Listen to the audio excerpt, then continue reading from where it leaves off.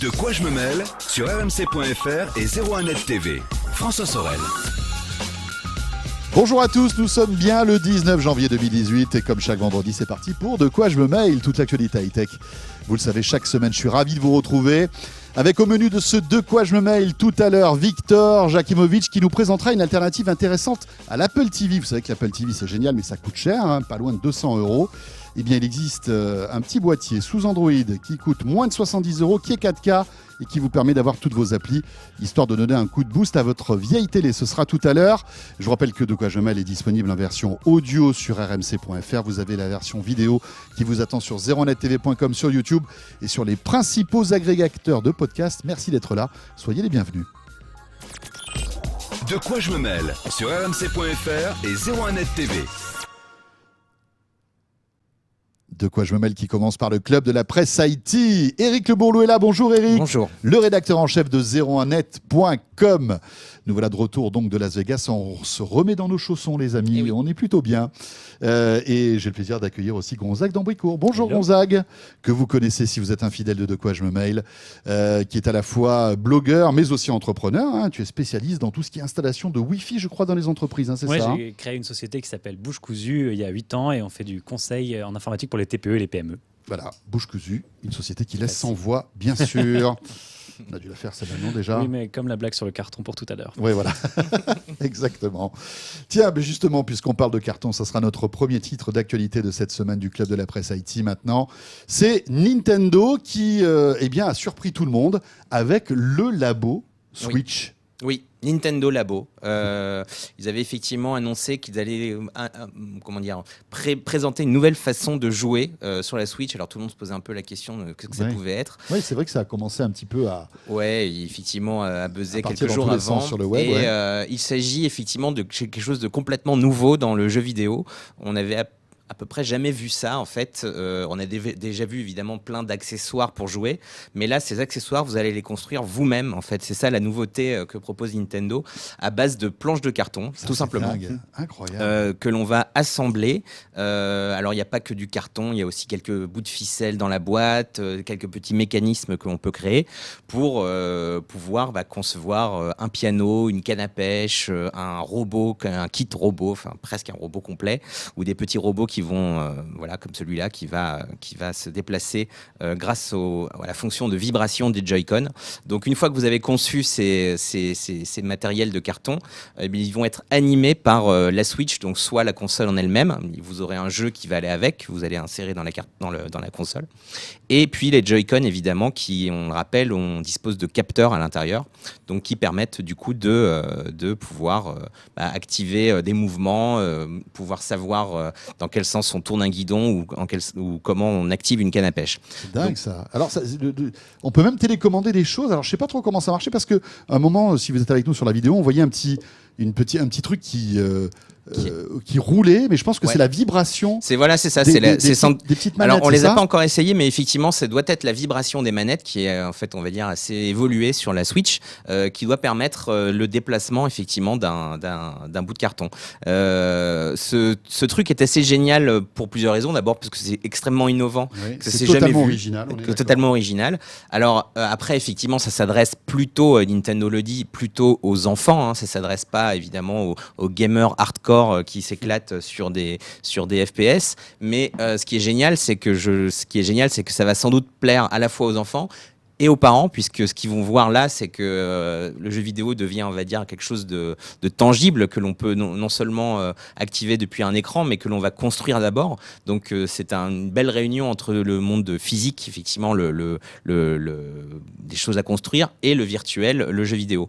Et ça, effectivement, c'est vraiment quelque chose d'assez génial. On suppose d'ailleurs que là, pour l'instant, il y a 2 kits qui sont sortis. Un kit, on va dire, avec plusieurs objets à construire et un kit un peu plus énorme avec un robot à construire, enfin un espèce d'exosquelette qu'on va pouvoir revêtir.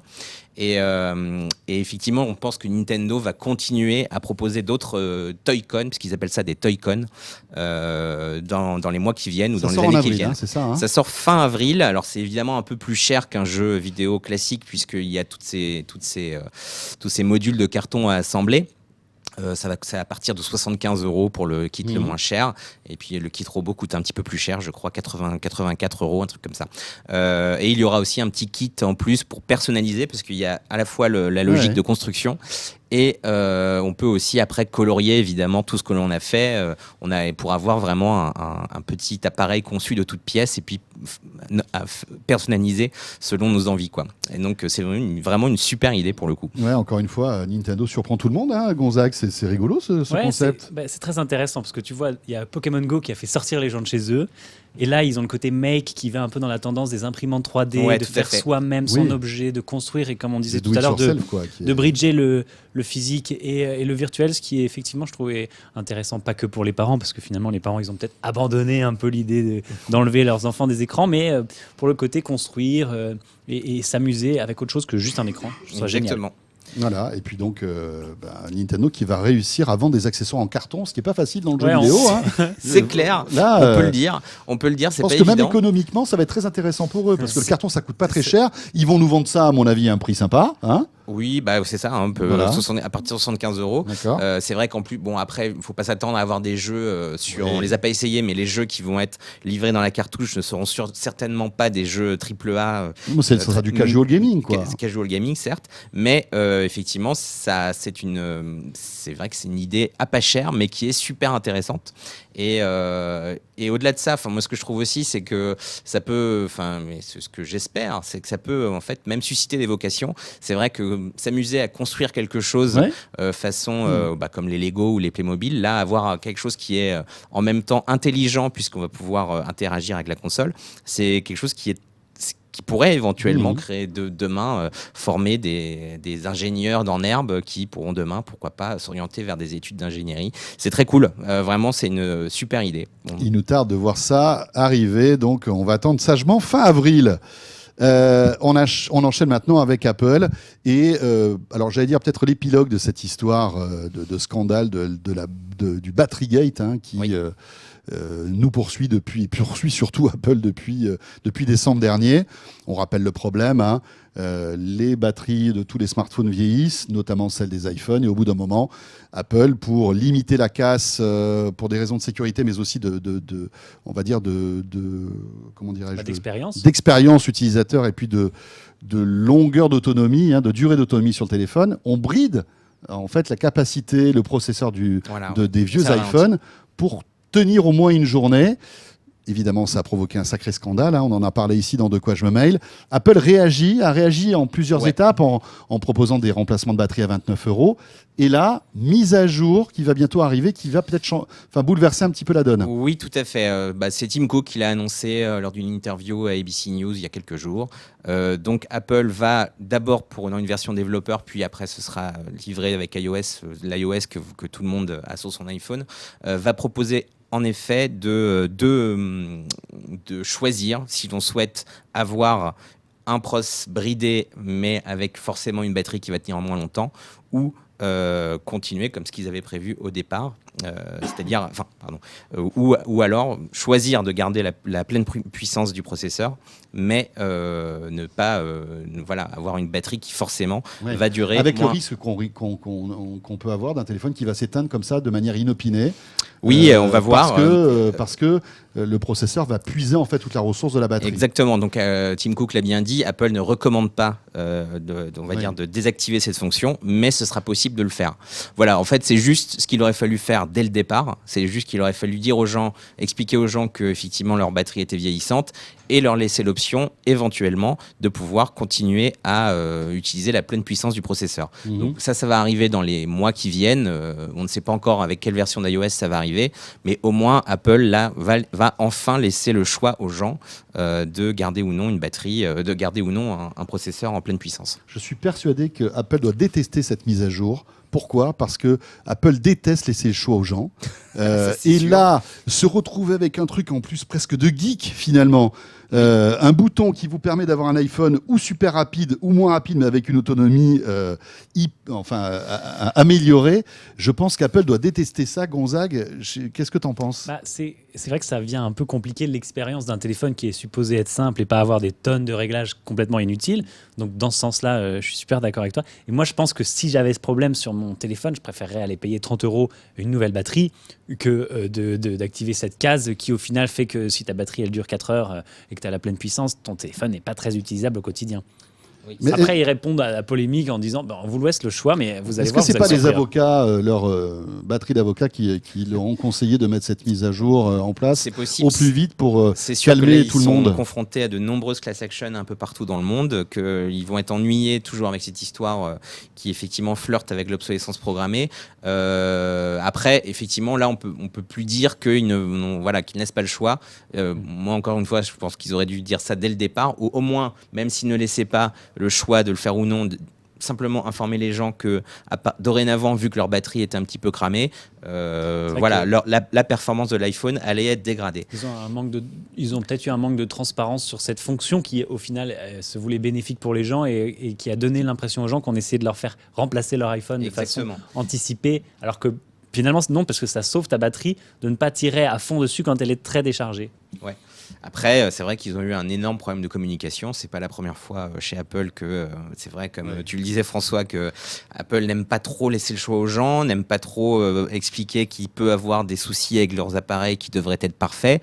Donc là, ils vont être obligés de le faire. Ils ont été obligés de le faire par toute cette polémique. On va voir effectivement comment ça va se traduire dans les faits sur iOS et tout ça. Je pense que j'espère que ce sera intégré de façon assez élégante. Mais voilà, c'est un peu effectivement peut-être la fin, je ne sais pas, la fin de l'histoire, je ne sais pas, puisque là effectivement il y a plein de procès qui ont été lancés.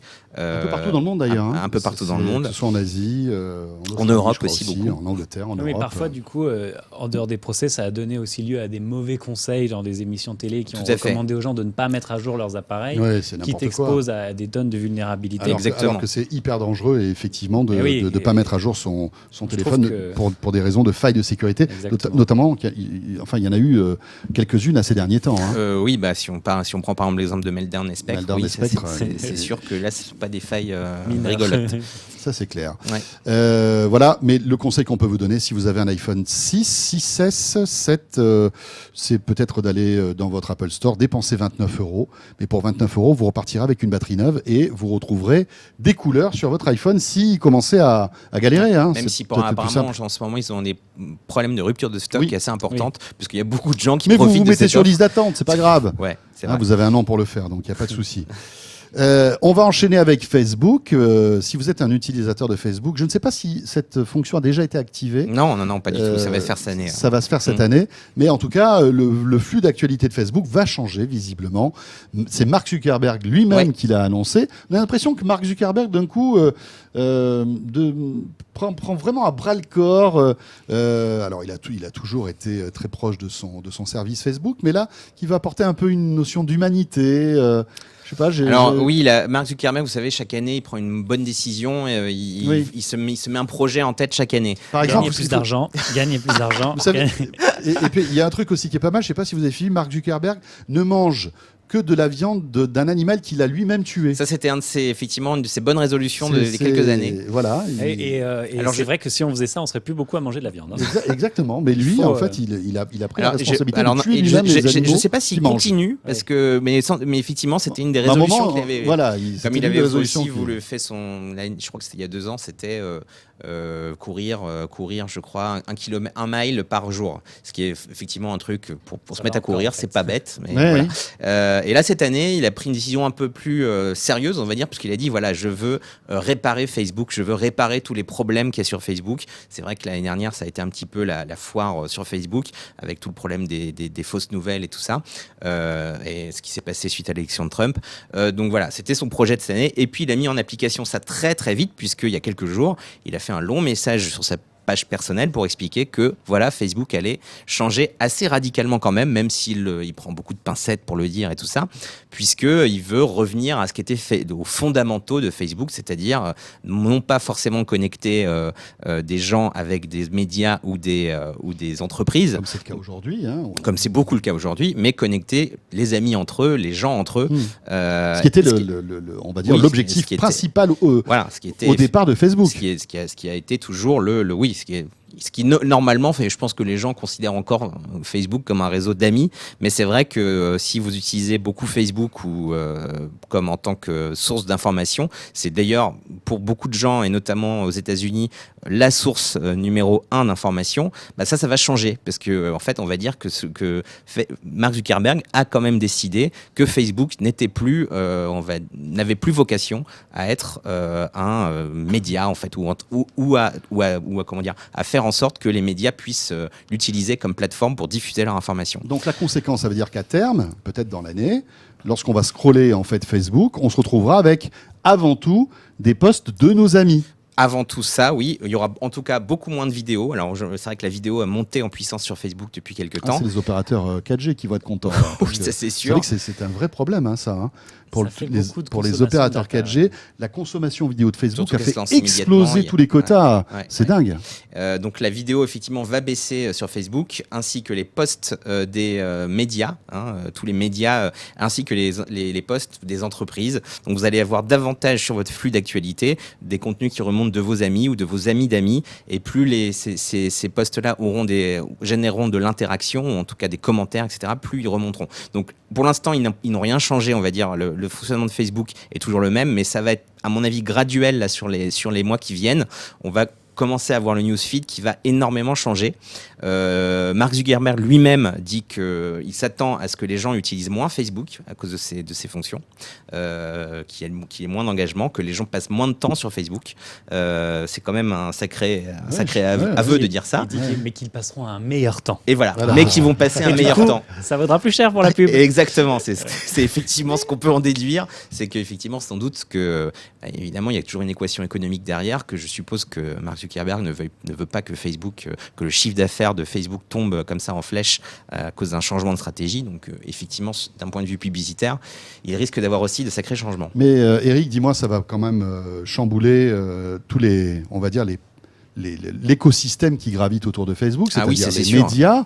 Alors nous, on est un média, tu vas nous expliquer peut-être moins impacté que certains, mais aujourd'hui, il y a des médias qui ne vivent que, ou alors à 90%, 80% par Facebook, parce que c'est là-dessus qu'ils publient toutes leurs données. Si ces médias disparaissent, ça va être embêtant pour eux, non ?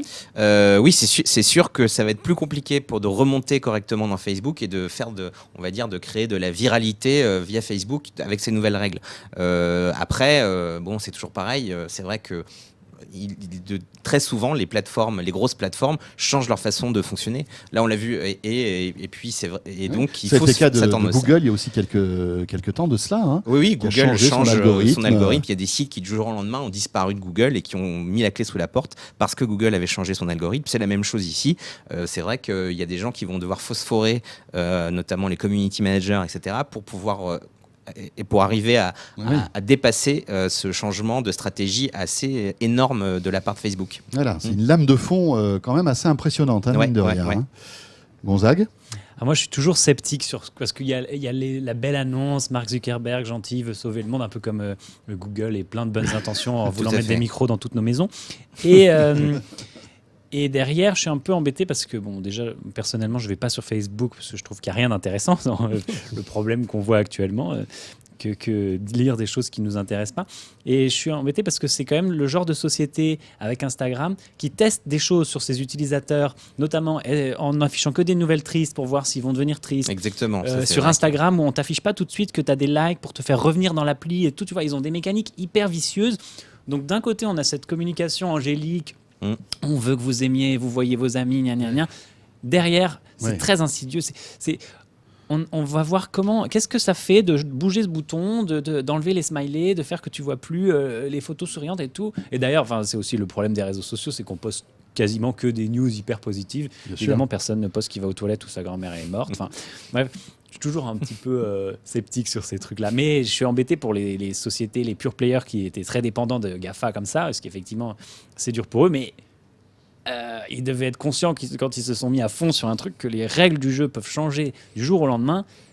Et quand le couple tombe, c'est eux qui détiennent la clé, hein, c'est Google et Facebook aujourd'hui.